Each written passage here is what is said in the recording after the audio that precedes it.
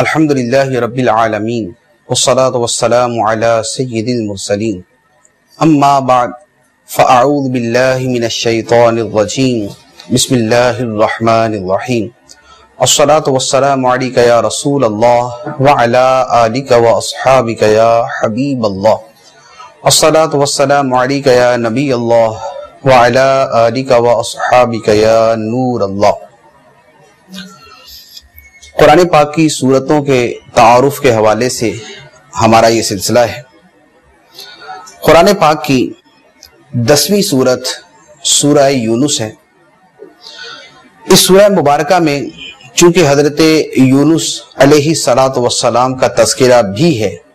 اس لیے اس کا نام سورہ یونس ہے۔ یہ سورت مبارکہ مکہ مکرمہ میں نازل ہوئی۔ اس میں 109 آیتیں اور 11 رکوع ہیں۔ اس سورہ مبارکہ کا آغاز قرآن پاک کی شان سے ہے۔ حروف مقطعات سے ابتدا ہے، الف لام را، تلک آیات الکتاب الحکیم، یہ حکمت والی کتاب کی آیتیں ہیں۔ شروع میں اللہ تبارک و تعالی نے لوگوں کے اس معاملے کو بیان کیا کہ انہیں اس بات پر تعجب ہے کہ ہم نے انہی میں سے ایک مرد کی طرف وحی نازل فرمائی، یعنی انہی میں سے ایک آدمی کو منتخب کیا، یعنی سرکار دو عالم صلی اللہ علیہ وآلہ وسلم کو، اور ان کی طرف وحی نازل فرمائی۔ لوگوں کو اس پر تعجب ہے۔ قرآن پاک اور قرآن پاک کے بعد نبی کریم صلی اللہ علیہ وآلہ وسلم کی شان بیان کرنے کے بعد اللہ تبارک و تعالی نے اپنی عظمت کو بیان فرمایا۔ فرمایا ان ربکم اللہ الذی خلق السماوات والارض فی 6 ایام ثم استوى علی العرش یدبر الامر، بے شک تمہارا رب اللہ ہے جس نے آسمان و زمین کو 6 دنوں میں پیدا فرمایا، پھر عرش پر استوا فرمایا جیسا اس کی شان کے لائق ہے، کاموں کی تدبیر فرماتا ہے، یعنی دنیا جہان میں جتنے کام ہیں ان تمام کی تدبیر اللہ تبارک و تعالی فرماتا ہے۔ اس کے بعد کفار کے لیے جہنم کی وعید اور اہل ایمان کے لیے جنت کی بشارت بیان کی گئی۔ پھر اس کے بعد اللہ تبارک و تعالی نے فرمایا کہ لوگ جس طرح اچھائی طلب کرتے ہیں اسی طرح برائی بھی طلب کرتے ہیں۔ جیسے بہت سے لوگوں کو دیکھا ہے کہ وہ اپنے خلاف ہی بد دعا کر رہے ہوتے ہیں کہ میں مر جاؤں، میرا یہ ہو جائے، یا اپنی اولاد کے لیے برائی طلب کرتے ہیں کہ میری اولاد مر جائے، یہ ہو جائے۔ کفار کا یہ طریقہ تھا کہ کفار خود کہتے تھے کہ بھی جو عذاب ہمارے اوپر لے کر آنا وہ لے آؤ۔ تو اللہ تعالیٰ نے فرمایا کہ اگر اللہ تعالیٰ لوگوں پر برائی بھی اسی طرح جلدی کے ساتھ بھیجتے جس طرح وہ اچھائی طلب کرتے ہیں، تو اللہ تعالیٰ نے کو اچھائی دے دیتا ہے۔ اگر اسی طرح ان پر برائی بھی جلدی بھیج دے تو پھر لوگوں کا تو سارا معاملہ ختم ہو جائے، کیونکہ لوگ عذاب مانگیں گے اور عذاب ان پر نازل ہو جائے گا، اور نتیجہ یہ ہوگا کہ ہلاک و برباد ہو جائیں گے۔ پھر اللہ تعالیٰ نے ایک انسانی نفسیات بیان کی اور بطور خاص جو کفار ہیں ان کے حوالے سے بیان کیا۔ فرمایا کہ جب اسے کوئی تکلیف پہنچتی ہے تو وہ پھر ہمیں لیٹے ہوئے، بیٹھے ہوئے، کھڑے ہوئے ہر حالت کے اندر پکارتا ہے۔ بیٹھے بھی دعائیں مانگ رہا ہوگا، کھڑے ہو کر بھی دعائیں مانگ رہا ہوگا، لیٹ کر بھی دعائیں مانگ رہا ہوگا کہ یا اللہ یہ مجھ سے مشکل دور کر دے، تو مشکل دور کر دے گا تو میں تیری ساری زندگی عبادت کروں گا، تیری اطاعت کروں گا۔ لیکن جب اللہ تعالیٰ اس سے مشکل کو دور کر دیتا ہے تو اس کے بعد کیا ہوتا ہے کہ پھر وہ ایسے چلا جاتا ہے کہ گویا اس نے کبھی خدا کو پکارا ہی نہیں۔ یعنی خوشی جب اس پہ آ جاتی ہے اور مصیبت ختم ہو جاتی ہے تو پھر وہ اللہ تعالیٰ کو پکارنے کا نام نہیں لیتا۔ اصل میں یہ خصلت تو کفار کی ہے، لیکن مسلمانوں کو بھی اس حوالے سے غور کرنا چاہیے کہ ان کی عادت بھی تو یہ نہیں کہ اگر گھر کے اندر بچہ بیمار ہے یا ماں باپ بیمار ہے یا آدمی خود بیمار ہے یا کاروبار میں مشکل آ گئی، پریشانی آ گئی، تو اس وقت تو اللہ تعالیٰ سے لمبی لمبی دعائیں مانگی جائیں، اور جہاں جہاں پر دعائیں ہوتی ہیں وہاں سے پوری دنیا کا سفر کر کے بھی وہاں دعا کے لیے پہنچ جائیں، اور جب وہ مصیبت دور ہو جائے تو اللہ تعالیٰ کا نام بھی زبان پر دوبارہ نہ آئے۔ یہ اگر وصف کسی میں پایا جاتا ہے تو یہ وصف نہایت ہی کبھی ہے۔ اس کے بعد متعدد آیات کے اندر اللہ تبارک و تعالی نے متعدد چیزوں کو بیان فرمایا۔ عذاب کا تذکرہ ہے، جنت کا تذکرہ ہے، اور اللہ تعالیٰ کی رحمتوں کا اور اس کی قدرتوں کا تذکرہ ہے۔ اس کے بعد اللہ تعالیٰ نے دنیا کی حقیقت کو بیان کیا ہے، دنیا کی حقیقت بیان کی کہ دنیا کی جو مثال ہے وہ اس پانی کی طرح ہے جو آسمان سے اترتا ہے اور اس کے ساتھ زمین سے جو ہے وہ پھل پھول اور زمین سے کھیتی باڑی جو ہے وہ پیدا ہوتی ہے۔ لیکن بعد میں کیا ہوتا ہے کہ جب کوئی جب یہ سمجھتا ہے کہ میرا کھیت جو ہے وہ اپنا پھل لے آیا ہے اور کھیت کے اندر جو فصل پیدا ہو چکی ہے، لیکن اچانک جو ہے اس وقت اس کے اوپر کوئی آفت آ جاتی ہے اور وہ سارے کا سارا تباہ ہو جاتا ہے، جیسے طوفان آ گیا، سیلاب آ گیا، اب ساری کی ساری فصل تباہ ہو گئی۔ تو دنیا کی جو حقیقت ہے وہ بھی اسی طرح کی ہے کہ آدمی اپنے آپ کو دنیا میں بڑا قدرت والا، بڑا کر و فر والا، بڑا کچھ سمجھتا ہے، لیکن جب موت آتی ہے تو اس دنیا کا پتہ بھی نہیں چلتا، اور یہ دنیا کروڑوں اربوں جتنے بھی اس کے پاس مال ہو وہ سارے کا سارا اس کے ہاتھ سے ایک آنکھ جھپکنے کے اندر بالکل ختم ہو جاتا ہے۔ اس کے بعد اللہ تعالیٰ نے اچھے اور برے انجام کا بیان کیا، جن کا برا انجام ہے وہ کفار اور جن کا اچھا انجام ہے وہ اہل ایمان، اور اہل ایمان کے لیے اللہ تعالیٰ نے جو نعمتیں پیدا فرمائی ہیں ان کا بیان ہے۔ پھر اس کے بعد اللہ تعالیٰ نے مشرکین مکہ کو بطور خاص اور دنیا بھر کے جتنے بھی مشرک ہیں ان سب کو بطور عام کے جو ہے توحید کے حوالے سے سمجھایا اور شرک کا رد کیا۔ کس طرح فرمایا قل من یرزقکم من السماء والارض امن یملک السمع والابصار ومن یخرج الحی من المیت ویخرج المیت من الحی ومن یدبر الامر فسیقولون اللہ فقل افلا تتقون، کہ نبی کریم صلی اللہ علیہ وآلہ وسلم سے فرمایا گیا کہ آپ ان لوگوں سے پوچھیں کہ تمہیں آسمانوں اور زمین سے رزق کون دیتا ہے، اور آنکھوں اور کانوں کا مالک کون ہے، اور زندہ کو مردہ سے کون نکالتا ہے، اور مردہ کو زندہ سے کون نکالتا ہے، اور دنیا بھر کے سارے کاموں کی تدبیر کون فرماتا ہے۔ تو یہ مشرک جو بتوں کو خدا کا شریک کہتے ہیں، یہ بتوں کی عبادت ضرور کرتے ہیں، لیکن اس کے باوجود ان کے بارے میں یہ نہیں کہتے کہ رزق دینے والے یہ ہیں اور ہمارے اصل مالک یہ ہیں اور مردوں کو زندہ یہ کرتے ہیں اور کاموں کی تدبیر یہ کرتے ہیں، یہ بھی نہیں کہتے، لیکن اس کے باوجود خدا مانتے۔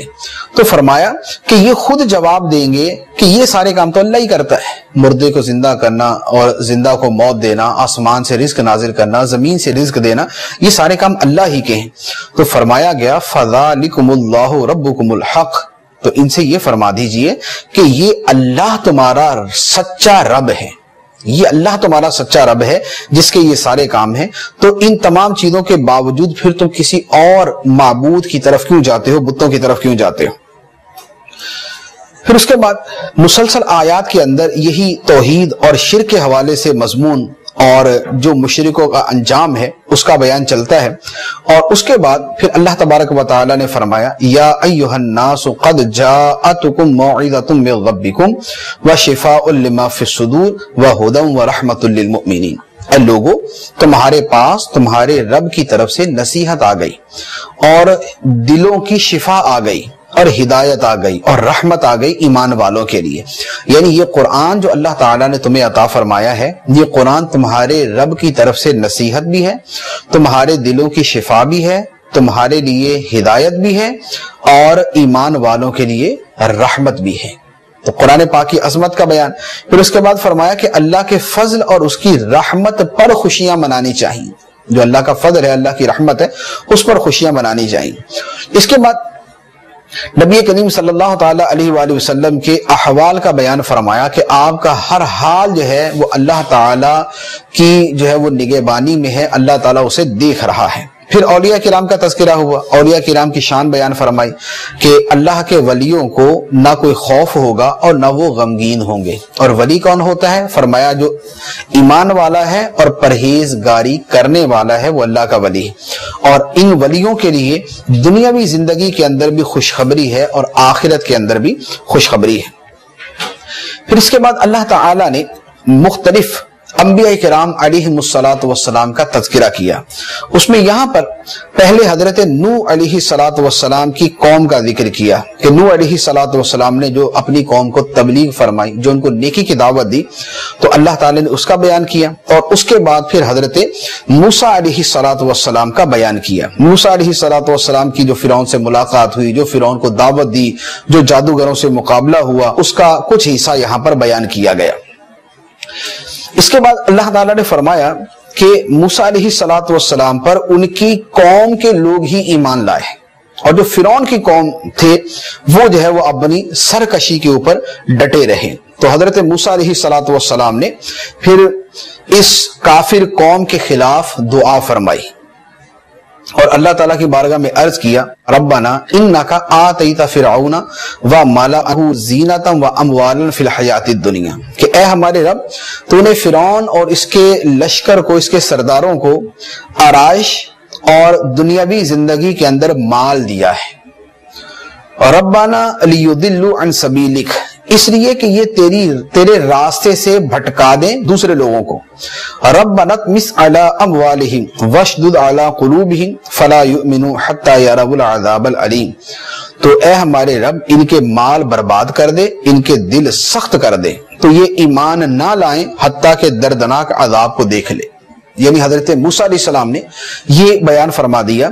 کہ جو فرعون اور اس کے سرداروں کو، جو مالداروں کو مال ملا ہے اور دنیاوی زندگی کو جو آرائش و زیبائش ملی ہے، یہ ایک بنیادی سبب ہے ان کی گمراہی کا، کہ یہ اپنے مال دنیا کی وجہ سے گمراہی کے اندر اور غفلت کے اندر پڑے ہوئے، تو اللہ تعالیٰ کی بارگاہ میں دعا کرتے ہیں کہ اے اللہ ان کے مال برباد کر دیں اور ان کے دلوں کو سخت کر دیں اور یہ عذاب کا مزہ چکھیں۔ تو پتہ چلا کہ ظالم کے مال کی بربادی کی دعا کرنا یہ جائز ہے، یعنی جس کا مال ظلم میں استعمال ہوتا ہے اس کی بربادی کی دعا کر سکتے ہیں۔ تو اب اس کے بعد کیا ہوا کہ اللہ تعالیٰ نے اس دعا کو قبول فرمایا، قرآن کے اندر ہی فرما دیا گیا، قد اجیبت دعوتہما، تم دونوں کی دعا کو قبول کر لیا گیا، یعنی موسیٰ علیہ السلام اور حضرت ہارون علیہ السلام کی دعا کو قبول کر لیا گیا۔ اور اس کے بعد پھر وہی ہوا جس کا قرآن پاک میں تذکرہ اور بھی جگہ پر موجود ہے کہ بنی اسرائیل نے دریا پار کر لیا اور فرعون اس میں غرق ہو گیا۔ لیکن یہاں پر ایک اور بات بیان کی کہ فرعون جب دریا میں ڈوب رہا تھا اس وقت اس نے بھی ایمان کا اظہار کر دیا، یعنی فرعون بھی جب ڈوبنے لگ گیا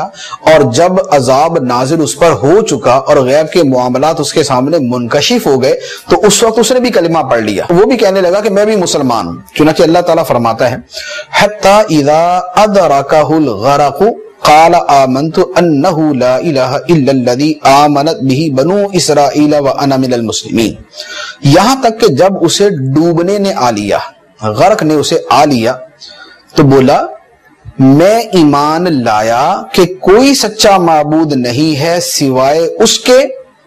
جس پر بنی اسرائیل ایمان لائے ہیں، یعنی میں بھی اب اس رب کو مانتا ہوں جس کو بنی اسرائیل مانتے ہیں، جس کو موسیٰ علیہ السلام مانتے ہیں۔ وَأَنَا مِنَ الْمُسْلِمِينَ، اور فرعون کہتا ہے وَأَنَا مِنَ الْمُسْلِمِينَ، میں بھی مسلمان ہوں۔ تو اب اسے جواب دیا گیا کہ آل-آن، کیا اب، یعنی پوری زندگی تو کلمہ پڑھا نہیں، مسلمانوں کو بھی ستاتے رہے، موسیٰ علیہ السلام کو بھی ستاتے رہے، اور اب جب عذاب نازل ہو چکا اور آخرت کا معاملہ سامنے کھل کر آ چکا، اب تم کلمہ پڑھتے ہو اور اب مسلمان ہوتے ہو، اب اس کا کوئی فائدہ نہیں ہے۔ وَقَدْ عَصَيْتَ قَبْلُ، اس سے پہلے تم نافرمان رہے، وَكُنْتَ مِنَ الْمُفْسِدِينَ، اور تم فسادی آدمی تھے۔ لہذا جب غیب کا معاملہ آخرت کا کھل جاتا ہے، جب آدمی کو غیب کے معاملات کھل جاتے ہیں تو اس وقت اس کا کلمہ پڑھنا اسے کوئی کام نہیں آتا۔ تو اللہ تعالیٰ نے فرعون کے اس غیر مقبول ایمان کو بھی یہاں پر بیان کیا۔ پھر اس کے بعد اور متعدد انبیاء کرام علیہم السلام کے حوالے سے تذکرہ، اجمالی طور پہ تذکرہ ہوا، اور اسی کے اندر حضرت یونس علیہ السلام کی قوم کا واقعہ بھی بیان کیا۔ یہی حضرت یونس علیہ السلام کا واقعہ ہے جس کی مناسبت سے اس سورت کا نام سورہ یونس ہے۔ یونس علیہ السلام نے اپنی قوم کو عذاب سے ڈرایا، قوم اپنے گناہوں سے باز نہ آئی اور انہوں نے توبہ نہ کی، تو یونس علیہ السلام اپنی قوم سے تشریف لے گئے۔ اب جب تشریف لے گئے اور عذاب کے ابتدائی آثار کہ جن کا تعلق جو ہے وہ غیب کے ساتھ نہیں تھا، عذاب کے ابتدائی آثار جب ظاہر ہوئے تو ساری قوم نے جمع ہو کر توبہ کرنا شروع کر دی، معافی مانگنا شروع کر دی، تو اللہ تبارک و تعالی نے ان کی توبہ کو قبول کر لیا۔ تو اس کے بعد پھر ان سے وہ عذاب ٹل گیا اور حضرت یونس علیہ السلام ایک عرصے کے بعد دوبارہ اپنی قوم میں تشریف لے آئے۔ پھر اس کے بعد اس سورہ یونس کے آخری آیات کے اندر بار بار توحید کا بیان اور شرک کا رد کیا گیا۔ تو فرمایا گیا کہ وَلَا تَدْعُ مِن دُونِ اللَّهِ مَا لَا يَنْفَعُكَ وَلَا يَضُرُّكَ فَإِنْ فَعَلْتَ فَإِنَّكَ إِذًا مِنَ الظَّالِمِينَ، اور اللہ کے سوا اس کی بندگی نہ کر جو نہ تیرا بھلا کر سکے نہ برا، پھر اگر ایسا کرے تو اس وقت تو ظالموں سے ہوگا۔ وَإِن يَمْسَسْكَ اللَّهُ بِضُرٍّ فَلَا كَاشِفَ لَهُ إِلَّا هُوَ وَإِن يُرِدْكَ بِخَيْرٍ فَلَا رَادَّ لِفَضْلِهِ، اور اگر اللہ تجھے کوئی تکلیف پہنچائے تو اسے کوئی ٹالنے والا نہیں، اور اگر وہ تیرے ساتھ بھلائی کا ارادہ فرمائے تو اس کے فضل کو کوئی روکنے والا نہیں۔ یہ ایک وہ چیز ہے کہ اگر اس عقیدے پر رسوخ حاصل ہو جائے، یعنی قلب کے اندر اس کا استحضار مل جائے کہ جو مصیبت اللہ تعالیٰ کی طرف سے آئے گی اسے کوئی ٹالنے والا نہیں، اور جو اللہ تعالیٰ کی طرف سے خیر آئے گی اسے کوئی روک نہیں سکتا، تو بندے کا دل بہت سارے معاملات کے اندر مطمئن ہو جاتا ہے۔ پھر اس کے بعد حق کی پیروی کرنے کا فرمایا، ارشاد فرمایا یا ایھا الناس قد جاءکم الحق من ربکم، اے لوگو تمہارے پاس تمہارے رب کی طرف سے حق آ چکا۔ اب حق بات تو آ چکی، فمن اہتدی فانما یہتدی لنفسی، تو جو ہدایت اختیار کرے گا تو وہ اپنے بھلے کو ہدایت اختیار کرے گا،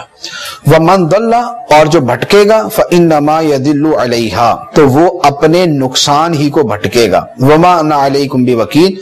اور کچھ میں تم پر کوئی نگران نہیں مقرر کیا گیا، یعنی سرکار صلی اللہ علیہ وسلم کو یہ فرمایا گیا۔ تو اب لوگوں کے حوالے سے یہ بتا دیا کہ اگر کوئی شخص ہدایت اختیار کرتا ہے تو اس کی ہدایت کا فائدہ اسی کو ہے، کسی دوسرے کو نہیں ملے گا، اور اگر کوئی آدمی گمراہ ہوتا ہے تو اس کی گمراہی کا وبال بھی اسی پر آئے گا۔ اللہ تعالیٰ کو کسی کی ہدایت کا نہ نفع نہ کسی کی گمراہی کا کوئی نقصان ہے۔ آخری حکم جو فرمایا گیا وہ فرمایا وَاتَّبِعْ مَا يُوحَىٰ إِلَيْكَ وَاصْبِرْ حَتَّىٰ يَحْكُمَ اللَّهُ وَهُوَ خَيْرُ الْحَاكِمِينَ، اور اس کی پیروی کرو جو تمہاری طرف وحی کی جاتی ہے، اور صبر کرو حتیٰ کہ اللہ اپنا فیصلہ فرما دے، اور وہ سب سے بہترین فیصلہ کرنے والا ہے، سب سے بہترین حکم دینے والا ہے۔ اللہ تبارک و تعالی ہمیں قرآن کا فہم عطا فرمائے اور احکام قرآنیہ پر عمل کی توفیق عطا فرمائے، آمین بجاہ النبی الامین صلی اللہ علیہ وسلم۔